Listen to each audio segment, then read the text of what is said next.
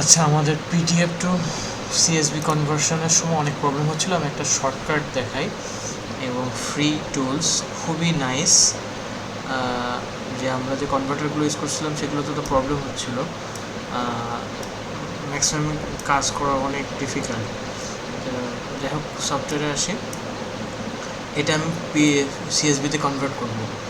সিএসভিতে convert করার জন্য আমার জাস্ট এক্সেল যে ফাইলটা, মানে এক্সেল যে সফটওয়্যারটা, সেটা আমি অন করলাম।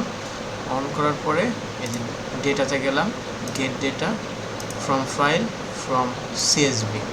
আচ্ছা, এবার আমি আমার কম্পিউটার থেকে আমার ওই সিএসভি ফাইলটা সিলেক্ট করব।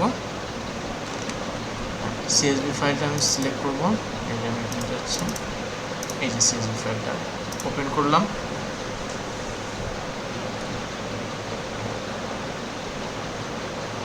এখানে অনেকগুলো আসবে, আমি পেজ 1 থেকে নেব।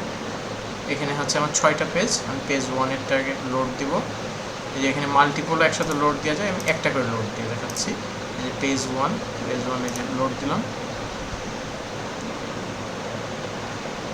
এই আমার আগে লোড দেওয়া ছিল, সেজন্য একটু দেখাচ্ছে। আচ্ছা,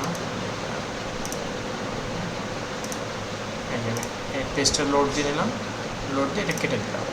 এবার এখান থেকে আমি ফরম্যাটটা করে নিই, আমি সাদা করে নিই। ওকে, ডান। আচ্ছা, এই যে আমার এখানে কনভার্ট হয়ে চলে আসলো। এর থেকে সহজ এবং ভালো কনভার্টার আমি আর পাইনি, সেই জন্য আপনার এটা খুব কষ্ট করে খুঁজে বের করা। এই যে আমার এই কলামটা লাগবে না, ট্রানজ্যাকশন ডেট এটাও লাগবে না, পোস্টিং ডেট এটা লাগবে, এই কলামটাও লাগবে না, এই কলামটা ডেসক্রিপশনে দিয়ে এই দুইটা কলাম লাগবে না, এইগুলো কলাম লাগবেই না। নিচে আসি, নিচে এসে আমার এই নিচে হচ্ছে লাস্ট ট্রানজ্যাকশন, ওই এক পেজে এই কয়টা, আমার এটা লাগবে না, ডিলিট। ওকে, আমার পোস্টিংয়ের এই ইয়েটাও লাগবে না।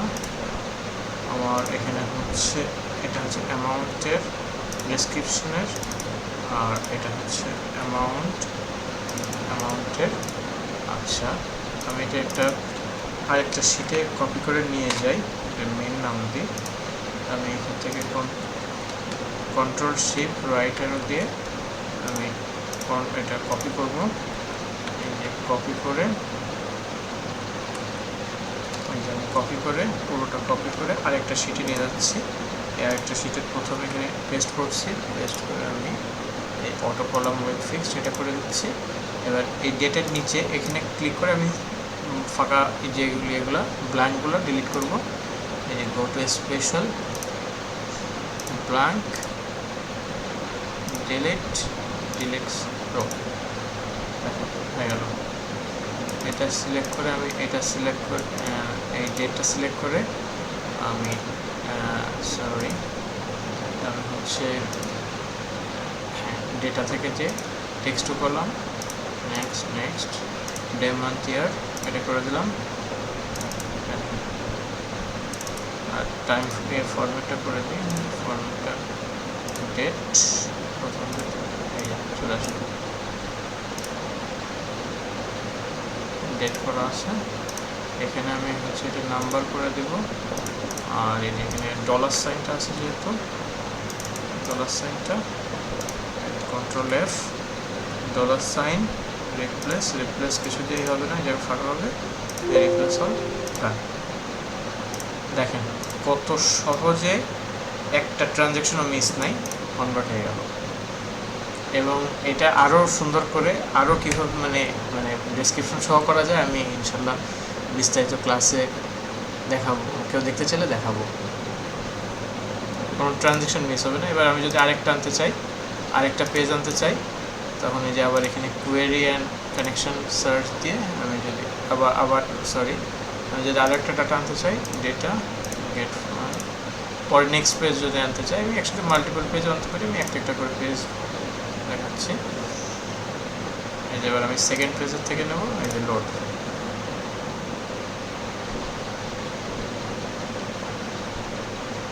সেকেন্ড পেজটাও আমি যদি করে ফেলি, সেকেন্ড পেজটা ওই যে সুন্দর করে কোনো ডেটা মিসিং হবে না, চলে আসবে। আমি এটা ইয়ে করে পুরো কাটসাট করে আমি হচ্ছে আবার কপি করে এই মেন ডেটার সাথে এই যে এখানে পেস্ট করে দিলে আমার একটা শিটে সব তৈরি হয়ে যাবে। এটা আমি এক্সেল ফাইল দিয়ে করেছি এবং এটা আমার হচ্ছে 2021 প্রো প্লাস মাইক্রোসফটের, এখানে এই ফিচার্সটা পাওয়া যাবে।